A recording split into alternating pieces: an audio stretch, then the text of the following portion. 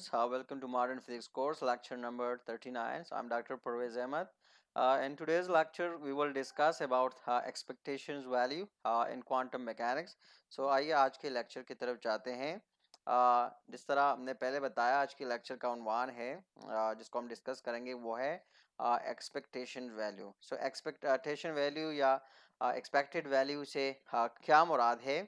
जिस तरह के क्वांटम मैकेनिक्स में हम लोग पढ़ते हैं कि हमारे पास कोई सा भी फिजिकल ऑब्जर्वेबल हो, कोई सा भी फिजिकल ऑब्जर्वेबल हो क्वांटम मैकेनिक्स के अंदर, ठीक है. और वो जो फिजिकल कोई सा भी फिजिकल ऑब्जर्वर अगर हमारे पास है, ठीक है, और उसी फिजिकल ऑब्जर्वर को हम ले रहे हैं क्वांटम मैकेनिक्स के अंदर, ठीक है, उसी को हम रिप्रेजेंट करते हैं ओ से. O is for the physical observable, ठीक है. क्वांटम मैकेनिक्स में हम एक फिजिकल ऑब्जर्वेबल ले रहे हैं. बाद में हम डिस्कस करेंगे कि what is mean by physical observable, ठीक है. वो जो ऑब्जर्वेबल हम ले रहे हैं, हम कहते हैं कि is the functions of positions x. उसी ऑब्जर्वेबल को, जो फिजिकल ऑब्जर्वेबल है, उसको जब हम लेते हैं तो हम कहते हैं कि वो हमारे पास क्या है, वो as a function of position हम उसको लेते हैं, ठीक है. और उस फिजिकल ऑब्जर्वर को जब हम रिपीटेडली मेजर करते हैं, सो it will yield an expectation value. तो वो एक एक्सपेक्टेड वैल्यू उससे यील्ड होगी. मतलब हमारे पास क्वांटम मैकेनिक्स के अंदर हम कहते हैं कि कोई सा भी फिजिकल ऑब्जर्वर हो, ठीक है, सॉरी फिजिकल ऑब्जर्वेबल हो क्वांटम मैकेनिक्स के अंदर, और हम उसको बार बार मेजर कर देते हैं, तो वो क्या करेगा, वो एक एक्सपेक्टेशंस वैल्यू देगा, ठीक है. और वो जो एक्सपेक्टेशंस वैल्यू है क्वांटम मैकेनिक्स के अंदर, वो हम ऐसे डिनोट करते हैं, ठीक है. Say O is for the observable quantity in quantum mechanics, ठीक है, within the angle brackets. मतलब इससे हम क्या करते हैं, जो एक्सपेक्टेशंस वैल्यू है उसको हम डिनोट करते हैं क्या से, उसको हम नोट करते हैं with in the angle brackets, ठीक है. और क्वांटम मैकेनिक्स के अंदर हम कहते हैं कि that is equal to integral from minus infinity to plus infinity psi, ठीक है. वेव फंक्शन है O the observable quantity, O for the observable physical quantity, and psi asterisk, ठीक है. साई स्टेरिक ये हमारे पास इमेजिनरी वेव फंक्शन. एक ये जो साई है विदाउट स्टेरिक के, ये रियल है, Sai for real and Sai for imaginary quantity, ठीक है. जब हम दोनों का एब्सोल्यूट स्क्वायर लेते हैं, that is Sai absolute square, ठीक है, absolute square of the psi R wave function. तो यहाँ पर इससे हमारा मुराद ये होता है कि हमारे पास जो क्वांटिटी होगा या जो रिजल्टेंट होगा, that will be a real quantity. तो हमारे पास वो रियल क्वांटिटी होगी, and this quantity is divided by integral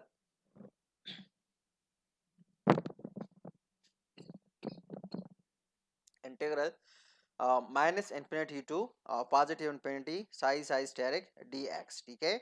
ये हम कह रहे हैं कि this is equal to integral minus infinity to positive infinity O absolute square of wave function psi dx divided by again integral minus infinity to positive infinity psi steric dx, ठीक है.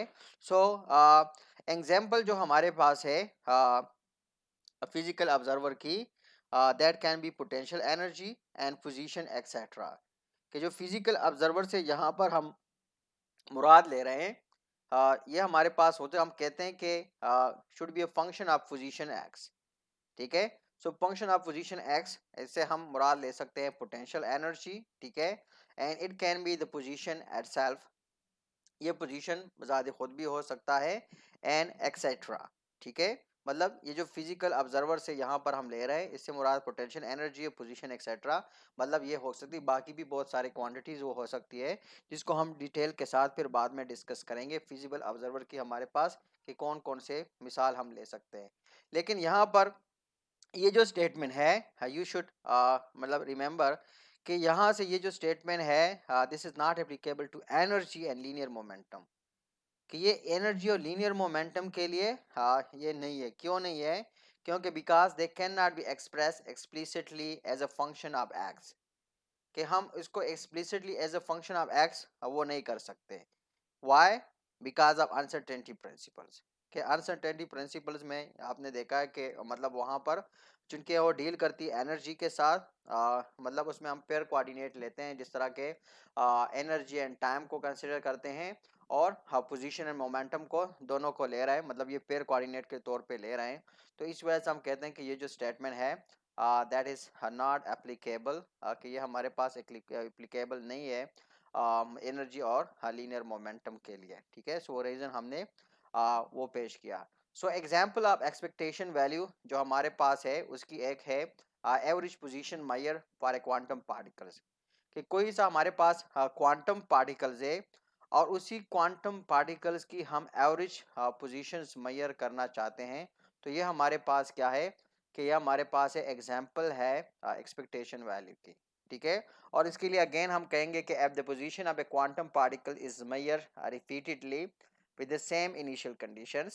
ठीक है, so the average value of the position measure is given by the relations, and that is given by, ये हमारे पास average position है, and that is given by integral from minus infinity to positive infinity x absolute square of the wave function D X divided by one. तो वो जो सारी steric है वो एक दूसरे को कैंसिल करेंगे। ठीक है, and that will result to one. ठीक है, and that we say is equal to integral from minus infinity to positive infinity x absolute square of the wave function dx। तो ये हमारे पास क्या है कि जो एवरेज पोजीशन है मेजर क्वांटम पार्टिकल्स है उसकी एवरेज पोजीशन को जब हम मेजर करते हैं, so that is the example of the expectation value कि हमारे पास एक्सपेक्टेशन वैल्यू की एग्जांपल है। ठीक है, अब मिसाल के उसको मजीद क्लियर करते हैं एक एग्जांपल से। वो एग्जांपल क्या है कि पार्टिकल्स कि हमारे पास एक पार्टिकल्स है and that particle is limited to the X axis. ठीक है, वो पार्टिकल हमारे पास लिमिटेड है एक्स एक्सिस के, has the wave function psi.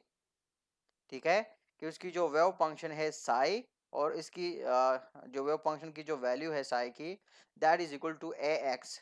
ठीक है, वो क्या है, वो ए एक्स है, और it is between X is equal to zero and X is equal to one. ठीक है, एक वेव फंक्शन है, पार्टिकल्स है, वो एक्स एक्सिस के साथ है, वेव फंक्शन की इसकी वैल्यू गिवन है, और वो लाई करती है X is equal to zero and X is equal to one. ठीक है, और साई हमारे पास जीरो है एल्सवेयर, कि बाकी किसी जगह पर अगर साई की वैल्यू फाइंड आउट करना चाहते हैं तो इसके अलावा जो साई की वो है वो जीरो है। ठीक है, एक्स इक्वल टू जीरो, और मतलब ये जो साई की वैल्यू है गिवन वैल्यू है psi is equal to A X, ये हमारे पास है between X is equal to zero and X is equal to one. इसके अलावा कहीं पर भी साई की जो वैल्यू है वो क्या है, वो जीरो है। So what actually they ask, they want us to find out what at a they want us to find the probability that the particle can be found between x is equal to 0.45 and x is equal to 0.55।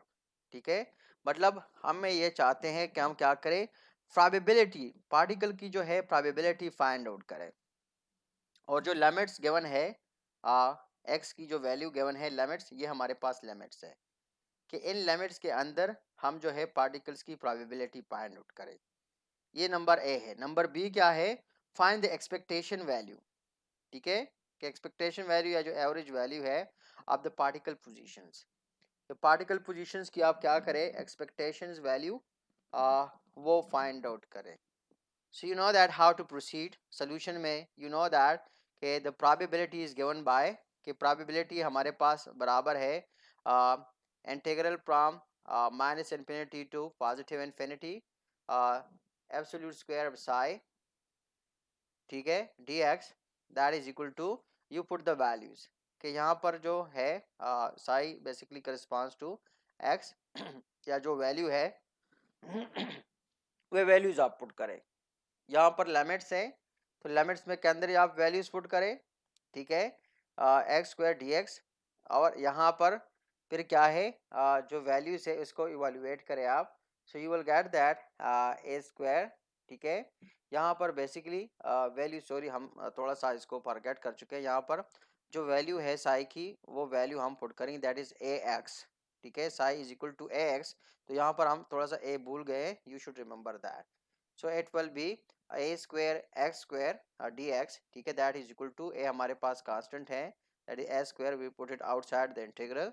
सो यहाँ पर x cube divided by 3, और यहाँ पर ये हमारे पास limit है, यहाँ पर ये जो इन्फिनिटी है दैट्स आल्सो बाय मिस्टेक ये पुट है, you should remove it from here because we have already put this limit, ये लिमिट्स हमने पुट किए। सो यहाँ पर आप इंटीग्रल को इवैल्यूएट करोगे, so integral X square that will result in X cube divided by 3 and the limits हमारे पास क्या है, ये लिमिट्स है। अच्छा, अब इस एक्स के अंदर यहाँ पर ये लिमिट्स आप पुट करोगे और इसको फिर इवैल्यूएट करोगे and and you multiply with a square, so you will get this value. तो this much is the probability कि ये हमारे पास क्या है, कि ये हमारे पास प्रोबेबिलिटी है फॉर फाइंडिंग द पार्टिकल्स, ठीक है। दूसरी का हमारे पास है the expectation value. So how you find the expectation value. So expectation value के लिए हमारे पास रिलेशन है कि the expectation value of x is given by integral from minus infinity to positive infinity x absolute square psi, ठीक है, d x is equal to, यहाँ पर लिमिट्स पुट करें, limits is from 0 to 1, integral 0 to 1, यहाँ पर value put करें, so value against यहाँ पर एक्स क्यूब डी एक्स, या यहाँ पर हम कहते हैं एक एक्स ये है, तो साई की जो है वैल्यू हमारे पास है वो क्या है, वो ए एक्स है। तो ए एक्स को यहाँ पर पुट करेंगे, so you will get a square x square and then x square multiply with x, so we will get x cube. यहाँ पर sorry again we have forgotten a square, ठीक है। सो आप इसको इवैल्यूएट करोगे, ठीक है, जब हम इसको इवैल्यूएट करेंगे, so we will get for यहाँ पर आप देखें, you will get a square, ठीक है। अगेन यहाँ पर थोड़ा सा मिस्टेक है, ये है क्यूब नहीं होगा, यहाँ पर एक्स फोर होगा, एक्स रेज टू पावर 4, क्योंकि इंटीग्रल में जब हम इसको इवैल्यूएट करेंगे सो पावर एड अप होंगे, ठीक है। सो एक्स फोर डिवाइडेड बाय 4, फिर आप लिमिट अप्लाई करोगे और लिमिट्स में फिर हम क्या करेंगे, ये जो वैल्यू है ये यूटिलाइज करेंगे, ठीक है। So you will get the answer that is equal to a square over 4। So this is the expectation value of x, ये हमारे पास एक्स की एक्सपेक्टेशन वैल्यू है। So that's all we have for this lecture, thanks for watching, see you next lecture very soon, till then bye bye.